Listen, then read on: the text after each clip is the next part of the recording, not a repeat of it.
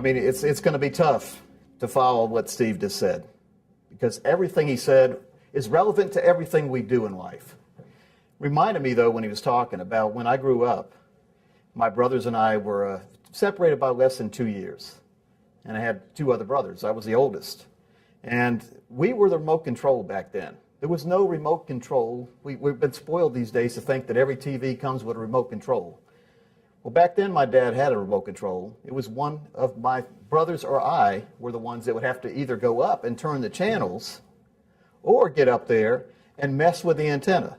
And if it was the Boston Celtics playing, because Dad was a big Boston Celtic fan, and one of my brothers had held the antenna just the right way where the picture was great and the Celtics were on a roll, guess where we had to stand the rest of the night? Exactly in that position. So we look at these days, though, with TVs and cable boxes and satellites, where we have hundreds and hundreds of channels. Hundreds of channels. My wife and I will sit at home some night. We'll turn around those channels, and we'll eventually look at each other, and we'll say, with all these channels, there's nothing on. Back then, we had 3 choices. The ABC, NBC, CBS. There was no Fox back then. 3 choices, and we always had something to do. These days, we find ourselves shutting the TV off and just having a talk every now and then. And that's something a lot of people forget to do, especially when we're talking about the sales process. Each and every day, I talk to advisors from across the nation, either on our radio show or TV show, or I'm interviewing famous people from across the world. And they all tell me that this lifetime we live in is so packed with information. So packed. I mean, you can find any kind of information you want out there. You can build your own house these days. You go to these stores, you buy hammer, wood, nails. You can build your own house. There's no guarantees it'll stand up, but you can build your own house. You can be your own financial planner. You Google different terms. I call it being Google slapped. You know, when people get older, they experience what I call financial turbulence. Now, I'm 47. I've seen it happen in my life time and time again.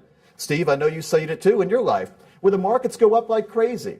And people just start pounding money into the markets. They have no idea why, but they know they don't want to miss it.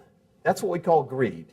It's also fear. These are 2 big triggers in the world we live in, fear and greed. And most salespeople forget about this. If you're in a profession where you're selling something, what you really need to do is appeal to those 2 emotions. Now, that's not to be said that you should do that in a manipulative way where you're basically fooling people into things. But appealing to those 2 triggers, fear and greed, will really help you in your sales process. Now, back in the day, when I first started in my sales career, I would travel 3 different states. And the joke was, in my family, I was working over 80 hours a week for myself, so I didn't have to work 40 hours a week for someone else. And I spent a lot of time thinking, and we called it windshield time. I spent more time in front of windshields than in front of people. So as we get into our sales profession, and if you're really serious about being in a profession that involves selling anything, number 1 thing you need to do is become the expert in the field. And like Steve was saying, you need to brand yourself. You need to become the brand that people think of when they think of something they need. Like, I'm in the financial world, so what I try to do with the Financial Safari TV and radio shows is to make people realize that there are choices out there in the financial world. So many people just go with the status quo. They don't realize what kind of choices they have. And we've always heard this story in the sales process about 10-3-1. And the old saying is you have to see 10 people to get 3 people to want to see you a second time to make 1 sale. Well, that's a lot of wasted time. There's a lot of what I call financial roadblocks there. If you have to see 10 people to only make 1 sale, you're really wasting a lot of time. So as we get into the new generation, what I see happening is more of a filtration process. People need to filter down and define your prospects more so your prospects can define you when they see you. You know, first impressions, I think, are everything.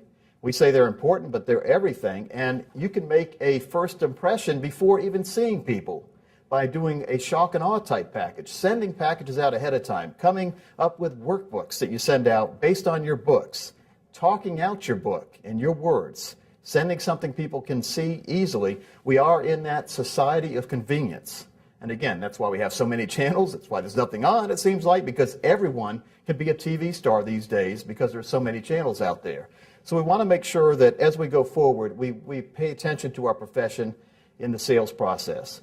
Now, I also want to talk to people who have done a good job in sales or in anything in life, and they've built up a great retirement type plan. The secret is to make sure you don't lose it. You know, so many people have, I used to ride bikes all the time. I delivered papers at age 7. It was one big hill on the paper route.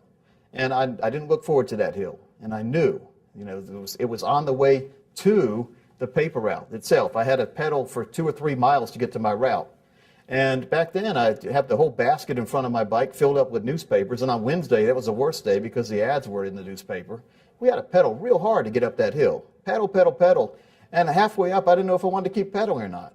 But when you finally get up to the top of the hill, it's basically coasting from there. Coasting and throwing papers out. Well, there are a lot of people these days in the retirement world where they've worked hard for 30 or 40 years. And now to the process where they've done the heavy pedaling, yet they continue to pedal when they could be coasting. And they wear themselves out, their bike falls over, metaphorically, and what happens here is you've spent a lot of time getting to where you need to be. There's no need to keep doing what you were doing to get there. And I call it financial cruise control. There are ways where people can go in automation now and have income for the rest of their life if they meet with the right person. And, you know, there's just so many things that are out there. I like, when I tell people about refining their process as we go forward into the sales world. I hate role playing. I like to tell people role playing is for third graders. My daughter's in 3rd grade. She'll have friends come over. They'll have tea parties. Every now and then I'll participate and act like I'm drinking tea. And they'll do dress up parties with their American Girl dolls. But that is invented situations. So when we talk about role playing, it never works that way when you go out into the real world.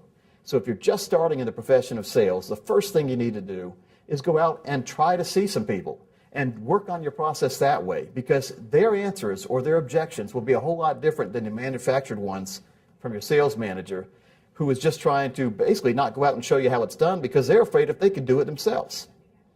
No one is as good as they say they are. No one is as good as they think they are. No one is as comfortable as they really think they are either. So what we need to do going forward is make sure that people understand every single thing that's out there. You know, one of the biggest enemies to any sales process is Google, because there's so many answers out there. So the secret is to make sure that you understand that you can be the buzz on Google if you play your cards right. But if someone is looking for information, especially in the financial world, that's the profession I'm in, and Steve, I know you've seen this too, there are so many answers, but the answers aren't for the exact question you asked.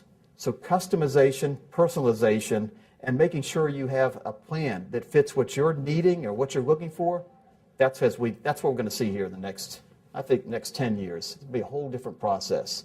So, you know, if I could say anything else, it's about triangulation. It's about getting your friends, getting resources in your industry, and making sure that they work together with you, because there are a lot of different people out there who can help you. And so it's about collecting friends and getting referral sources. The next generation, I'm looking forward to it. It's 47. I'm looking for 20 more years of some great things. Really looking forward to it. And again, Steve, thanks for your time today. And folks, remember, it's all about you. The worst sales territory in the world is between your 2 ears. If you can conquer your 2 ears and what's in between there, you can succeed in the new economy. Thanks. Have a great day.